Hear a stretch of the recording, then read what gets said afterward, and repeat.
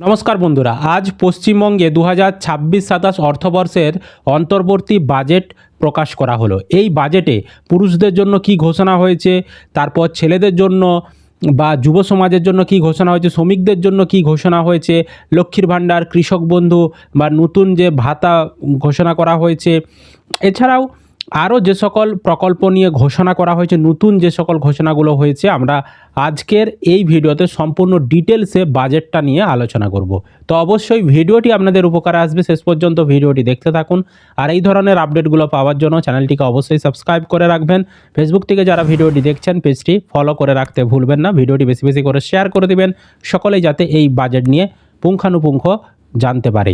আমি কিন্তু একদম আপনাদেরকে বাজেটে যা যা ঘোষণা হয়েছে সম্পূর্ণ আলোচনা করব।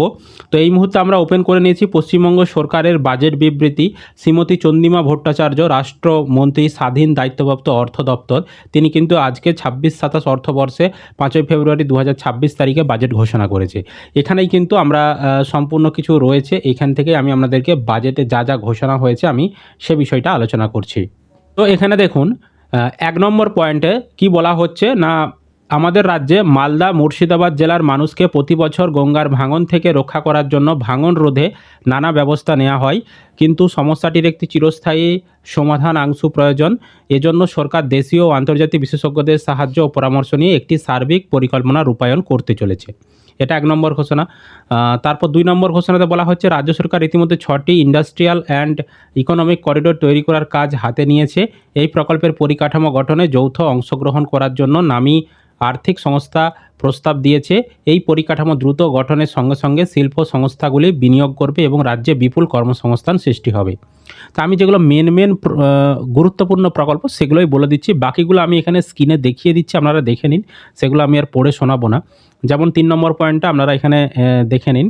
তারপর এখানে বলা হয়েছে 4 নম্বর পয়েন্টটাও দেখে নিতে পারেন, 5 নম্বর পয়েন্টটাও দেখে নিন। আমি শুধু যেগুলো মেন পয়েন্ট সেগুলো বলে দেবো। 6 নম্বর পয়েন্টে কী বলা হচ্ছে এখানে দেখে নিন, মানে এগুলো প্রকল্প নিয়ে নয়, জাস্ট কোনো একটা জেলার কোনো একটা সেখানে উন্নয়ন হবে তার নিয়ে বলা রয়েছে। তারপর 7 নম্বর পয়েন্টে হিমঘর নিয়ে বলা হয়েছে রাজ্যের হিমঘরগুলিকে বর্তমানে 5.95 মিলিয়ন টন কোল্ড স্টোরেজ ক্ষমতা আছে রাজ্যের হিমঘরে।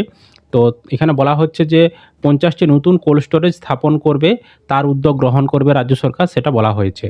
তারপর 8 নম্বরে এখানে চা বাগান মালিকদের স্বার্থে এবং কাঁচা চা পাতা উৎপাদনের উপর কৃষি আয়কর ছাড়ের সময়সীমা আগামী অর্থবর্ষের জন্য 31/3/2027 পর্যন্ত বৃদ্ধি করা হলো। একই সঙ্গে চা উৎপাদনের উপর লাঘু শেষের ছাড়ও আর 1 বছর বাড়িয়ে 31/3/2027 পর্যন্ত করা হলো। তারপর 9 নম্বরে দেখুন, এবার গুরুত্বপূর্ণ যে আলোচনাটা আমি আনন্দের সঙ্গে ঘোষণা করছি যে, মানে যিনি বাজেটটা পড়ছিলেন আর কি, তিনি এখানে ঘোষণা করছেন এপ্রিল 2026 থেকে আশা কর্মীদের মাসিক সাম্মানিক 1,000 টাকা বৃদ্ধি করা হলো। মানে তার মানে যে 1,000 টাকা বাড়া হয়েছে আশা কর্মীদের, সেই টাকাটা কবে থেকে পাবে? এপ্রিল মাস থেকে তারা কিন্তু পাবে, মার্চ মাসে কিন্তু পাবে না, এপ্রিল থেকে পাবে। আমি আরও ঘোষণা করছি যে সরকারের অধীনে অন্য মহিলা কর্মীরা যেমন পেয়ে থাকেন, এখন থেকে আশা কর্মীদের জন্য 180 দিনের মাতৃত্বকালীন ছুটি দেওয়া হবে। এছাড়া কর্মরত অবস্থায় মৃত্যুর ক্ষেত্রে তাদের নিকট আত্মীয়কে বা নিকট পরিবারের সদস্যকে এককালীন 5 লক্ষ টাকা আর্থিক সাহায্য দেওয়া হবে। এজন্য এই আগামী অর্থবর্ষে 100 কোটি টাকা বাজেট প্রস্তাব করা হয়েছে। এছাড়াও আইসিডিএসের যারা কর্মচারী রয়েছেন তাদের জন্য প্রাথমিক শৈশবকালীন যত্ন, শিশুদের স্বাস্থ্য ও পুষ্টি সংক্রান্ত পরিষেবা দিয়ে থাকে আইসিডিএস কর্মীরা। তো তাদের জন্য ঘোষণা করা হয়েছে অঙ্গনওয়াড়ি কর্মী এবং অঙ্গনওয়াড়ি সহায়িকাদের মাসিক সাম্মানিক এপ্রিল 2026 থেকে 1,000 টাকা বৃদ্ধি করা হচ্ছে। এছাড়াও কর্মরত অবস্থায় মৃত্যুর ক্ষেত্রে আইসিডিএস কর্মীদের নিকট পরিবারকে এককালীন 5 লক্ষ টাকা আর্থিক সাহায্য দেওয়া হবে। এর জন্য 250 কোটি টাকা বরাদ্দ করা হয়েছে। এছাড়াও প্যারা টিচার, শিক্ষাবন্ধু, সহায়ক সহায়িকা, তারপর সম্প্রসারক, মুখ্য সম্প্রসারক সহ স্পেশাল এডুকেটর ও ম্যানেজমেন্ট স্টাফ প্রত্যেকের জন্য মাসিক যে সাম্মানিক এপ্রিল 2026 থেকে 1,000 টাকা বৃদ্ধি করা হলো এবং কর্মরত অবস্থায় মৃত্যু হলে এনাদের যে নিকট আত্মীয় তাদেরকে এককালীন 5 লক্ষ টাকা আর্থিক সাহায্য করা হবে। এর জন্য 110 কোটি টাকা বরাদ্দ করা হয়েছে। এছাড়াও 1,25,000 রাজ্যে যে সিভিক ভলেন্টিয়ার রয়েছে, ভিলেজ পুলিশ, গ্রিন পুলিশ রয়েছে, এছাড়া পুলিশ প্রশাসনকে সাহায্য করার জন্য প্রশংসিত কাজ করে চলেছেন তারা। তো তাদের কাজের স্বীকৃতি দিতে আমি আনন্দের সঙ্গে সকল কর্মীদের মাসিক সাম্মানিক আগামী এপ্রিল 2026 থেকে আরও 1,000 টাকা বাড়ানোর প্রস্তাব রাখছি। মানে 1,000 টাকা করে ওনাদেরও বেতন বাড়ানো হলো, এপ্রিল থেকে সেই টাকা পাবেন।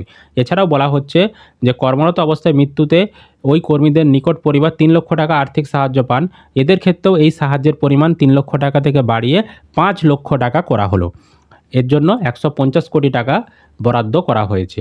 এছাড়াও কিন্তু সরকার অনলাইনে কেনা জিনিসের সরবরাহে কেন্দ্র করে দ্রুত গড়ে ওঠা নতুন গিগ অর্থনীতি গুরুত্বপূর্ণ ভূমিকা সম্পর্কে সচেতন। তো গিগ কর্মী যারা রয়েছেন তাদেরকে বলা হচ্ছে তাদের জন্য সামাজিক সুরক্ষা বৃদ্ধির লক্ষ্যে তাদের জন্য ঘোষণা করা হচ্ছে যে সরকারের যে সামাজিক সুরক্ষা প্রকল্প রয়েছে যেমন স্বাস্থ্যসাথী, তাদেরকে সেই সুযোগ সুবিধাগুলো গিগ ওয়ার্কার যারা তাদেরকে দেওয়া হবে।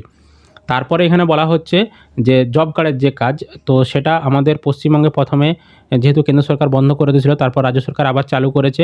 তার নাম দিয়েছিল কর্মশ্রী প্রকল্প। তো সেটার নাম এখন পরিবর্তন করা হয়েছে, মহাত্মা গান্ধীর নামে নামাঙ্কিত করে মহাত্মাশ্রী করা হয়েছে। তো এই প্রকল্পে জব কার্ডের যে কাজ দেয়া হবে 100 দিনের কাজ কিন্তু দেয়া হবে, সেটাই বলা হচ্ছে। এর জন্য 2,000 কোটি টাকা বাজেট প্রস্তাব করা হয়েছে। এছাড়াও কিন্তু ক্ষেত মজুর ভাই বোনেদের জীবিকা কৃষি ও সংশ্লিষ্ট কাজকর্মের উপর সম্পূর্ণ নির্ভরশীল। এই সকল ক্ষেত মজুরদের জন্য 2,000 টাকা দুটি কিস্তিতে বার্ষিক মোট 4,000 টাকা আর্থিক অনুমোদনের প্রস্তাব রাখছি। এই অনুদানের একটি কিস্তি রবি চাষের সময়, একটি খরিফ চাষের সময় দেয়া হবে। যে সকল ক্ষেত মজুরের নিজস্ব কৃষি জমি না থাকায় কৃষক বন্ধু প্রকল্পের সুবিধা পান না বা যারা ভাগচাষী হিসেবে নথিভুক্ত নয়, সেই সকল যোগ্য ক্ষেত মজুররা এর আওতায় আসবেন। তাদের একটি তথ্য ভাণ্ডার ডাটাবেস তৈরি করা হবে। অর্থাৎ কৃষক বন্ধু প্রকল্পে এবার ক্ষেত মজুর যাদের নিজেদের নামে জমি নেই, লোকের জমি চাষ করে কিন্তু তাদের ভাগচাষী হিসাবে কোনো কাগজ নেই, কোনো ডকুমেন্ট নেই, তাদেরকেও কৃষক বন্ধুর আন্ডারে নিয়ে আসা হবে এবং তাদেরকেও বছরে 4,000 টাকা 2,000 করে দেওয়া হবে।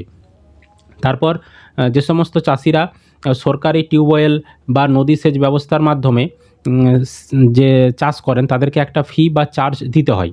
তো সেই চার্জটা কিন্তু যে সেচের জল নেন সেই চার্জটা সম্পূর্ণ মকুব করে দেওয়া হলো। এবার থেকে আপনি বিনামূল্যেই সেই চাষটা করতে পারবেন, জলটা আপনি নিতে পারবেন। তারপর এখানে আরেকটা জিনিস যেটা গুরুত্বপূর্ণ, যে পে কমিশন নিয়ে বলা হয়েছে 17 নম্বর পয়েন্টে।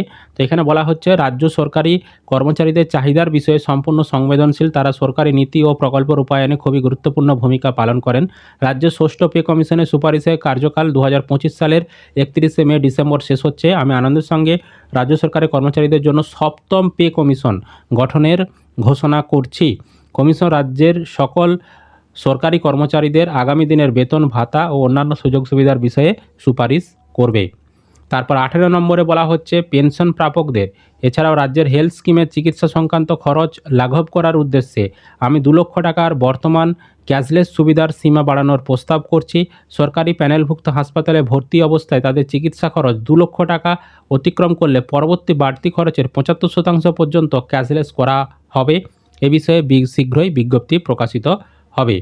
এছাড়াও কিন্তু 19 নম্বর পয়েন্টে বলা হয়েছে সরকারি কর্মচারী এবং পেনশন প্রাপক যারা রয়েছেন, আধা সরকারি কর্মচারী, শিক্ষক, অশিক্ষক কর্মীবৃন্দ, পেনশন প্রাপক সকলের জন্যই কিন্তু 1 এপ্রিল 2026 থেকে 4% হারে আরও এক কিস্তি মহার্ঘ ভাতা প্রদানের সিদ্ধান্ত নেওয়া হয়েছে, মানে ডিএ প্রদানের সিদ্ধান্ত নেওয়া হয়েছে। 20 নম্বর পয়েন্টে রাজ্যের 21 থেকে 40 বছর বয়সী মাধ্যমিক বা সমতুল্য পরীক্ষায় উত্তীর্ণ শিক্ষিত যুব সমাজকে কর্মসংস্থানের পথে সাহায্য করার জন্য সরকার বাংলার যুবসাথী নামে নতুন প্রকল্প চালু করেছে। যারা শিক্ষা সংক্রান্ত বা স্কলারশিপ ছাড়া রাজ্য সরকারের অন্য কোনো সামাজিক সুরক্ষা প্রকল্পের সুবিধা পাচ্ছেন না, তাদের কর্মসংস্থান না হওয়া পর্যন্ত সর্বাধিক 5 বছর অবধি মাসে 1500 টাকা আর্থিক সাহায্য করা হবে। এটাকেই বেকার ভাতা বলা হচ্ছে। তো এরকম সাহায্য করা হবে 1500 টাকা দিয়ে। আগামী 15ই আগস্ট 2026 থেকে এই প্রকল্প চালু করা হবে। এর জন্য আগামী অর্থবর্ষে 5,000 কোটি টাকা ব্যয় বরাদ্দের প্রস্তাব করা হয়েছে। তারপর দেখুন 21 নম্বর পয়েন্টে লক্ষ্মীর ভাণ্ডার প্রকল্পে 500 টাকা করে বাড়ানো হয়েছে, সেটা এখানে বলা হয়েছে।